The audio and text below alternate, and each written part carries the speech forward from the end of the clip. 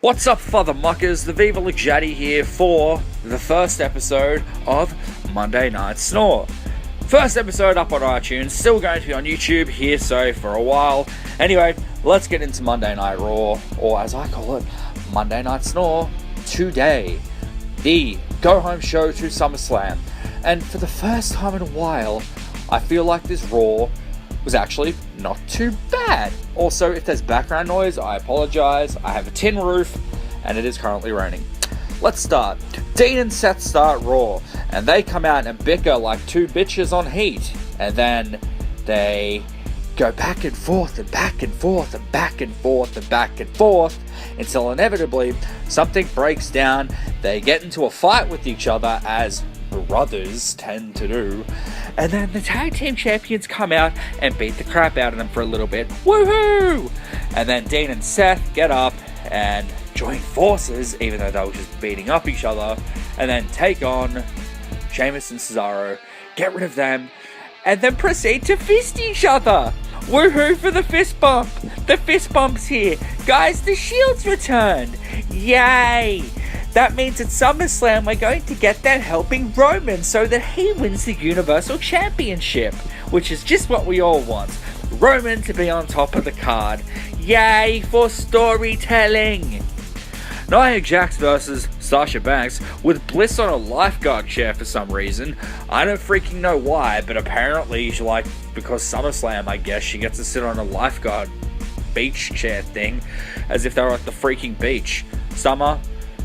Whatever. I guess it makes sense. She is the goddess of WWE after all. She's not necessarily somebody that I would like to stick my dick in, but still, goddess. Makes sense. The goddess needs a throne, as well as it being SummerSlam. For the most part, though, Sasha gets her ass kicked until she hits a DDT counter onto friggin' Nia. Nia attacks out to the bank statement. Wait, did Sasha just win in her hometown? Holy crap, guys, we have somebody win in their hometown. That does not happen very freaking often. I guess Vince doesn't know that they're in Boston. Next up, we had Elias come out to the ring, and he sings a song. And then he gets cut off by R-Truth, who also sings a song. Yay! Singing song feud. This is going to be freaking pointless. But then again, Elias sucks dick. So we may move on and never talk about Elias again.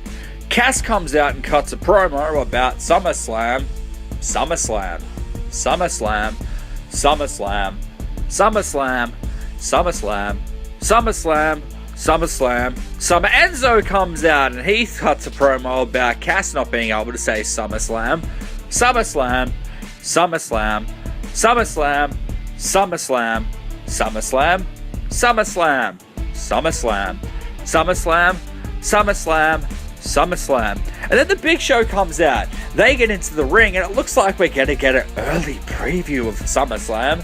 SummerSlam. SummerSlam. SummerSlam. SummerSlam. SummerSlam. SummerSlam. SummerSlam. And then right before we get that little preview of SummerSlam, SummerSlam. SummerSlam. SummerSlam. SummerSlam. SummerSlam. SummerSlam, the club come out and they beat up everybody. Well, they don't beat up Cass, but they beat up Enzo and Show. Enzo and Show, that actually kind of rhymes. Focus. Jesus, focus. So yeah, they get his arm wrapped up in a belt and slam it into the reinforced shark cage, because apparently it's reinforced, we need to know that. SummerSlam. And a little bit later on in the night, we get a friggin' update and apparently Big Show's hand is broken. So SummerSlam might not actually be happening, but then again, Big Show says it's SummerSlam is still going to happen. Him versus Cass is still on, everybody.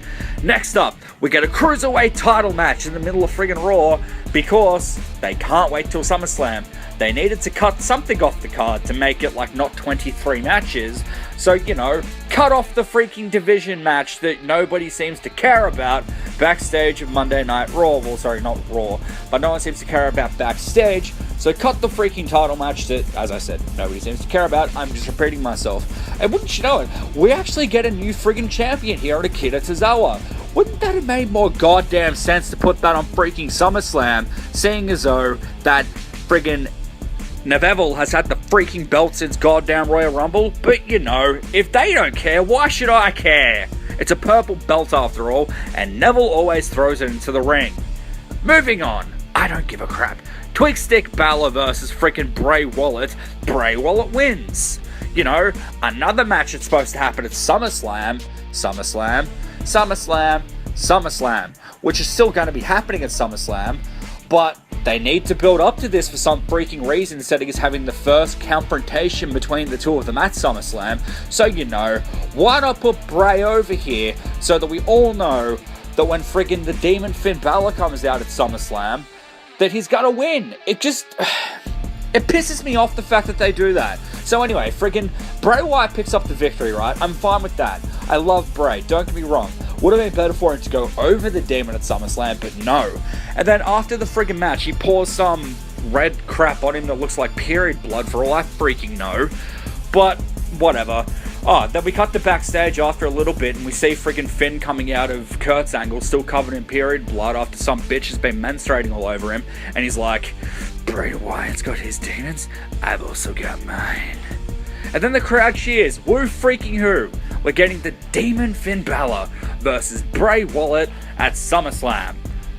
I'm not repeating the SummerSlam joke. It frustrates the hell out of me when they do things like this. Like, we know now that friggin' Finn's going over, right? Yeah, okay, it's the re-debut of the Demon. Whoop-de-freaking-do.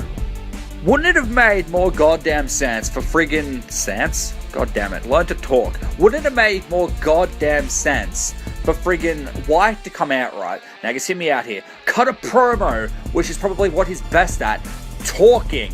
Have Finn come out, Wyatt disappear, jump him, except this time he gets the upper hand, unlike the last few weeks, and then dump the period blood on him.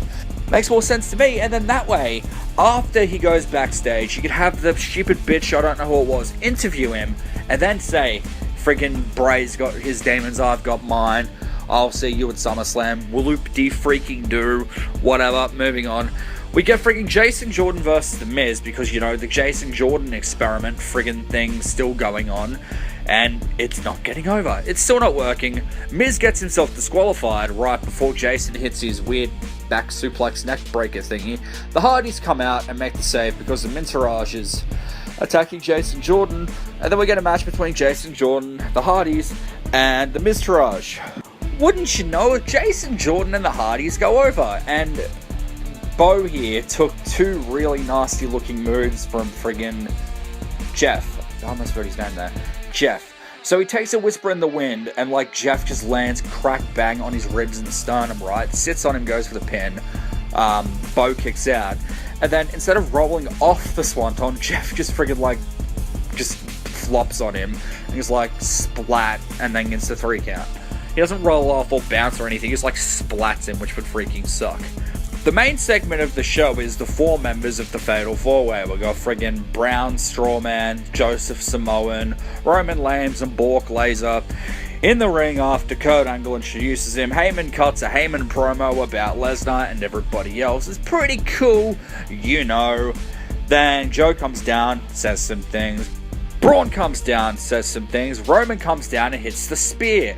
He's your instigator there, the instigator of getting booed. Friggin' a brawl ensues. I don't remember what exactly happened, but friggin' Lesnar and Brown Strawman were the last 2 left in the ring. Not to mention one of the security guards, because there were security guards surrounding the ring. Probably should have mentioned that, because we all knew they were going to be cannon fodder in this situation. One of them gets punched in the back of the head by friggin' Strawman, and then throws himself, like, over the rope. As in, like, he stands up and jumps over the rope after getting punched in the back of the head. Perfect selling! And then the B-team runs out and tries to stop interference from the main event people on beating up each other so that we could have the main event at SummerSlam without any real confrontation. But, you know, if the 4 that you're booking are as big and strong and monstrous and beast-like and whatever the hell you're getting at as they are, they should have no problem kicking the B-team's ass and getting back to kicking each other's ass, whether it's 10 people or 1 person holding him back, considering how strong you make Brown Strawman look. I have been the Viva Lugjati / Euro Otaku wrestling fan, even though I think I just introduced myself today as the Viva Lugjati. This has been the inaugural episode of Monday Night Snore, and before I go, shoutouts and thank yous following. I would like to thank everybody for listening to the inaugural episode of Monday Night Snore, and a huge shout out to Suplex City Limits with Jim Vicious and Tyler Fudge. Also, another huge shout out, and this one's just going out to a person, for Lynx Kinetic for letting me use his remix of Finn Balor's intro as intro music and as background noise for all future podcasts. Thank you, sir. You are awesome. Without further ado, peace out, father mockers.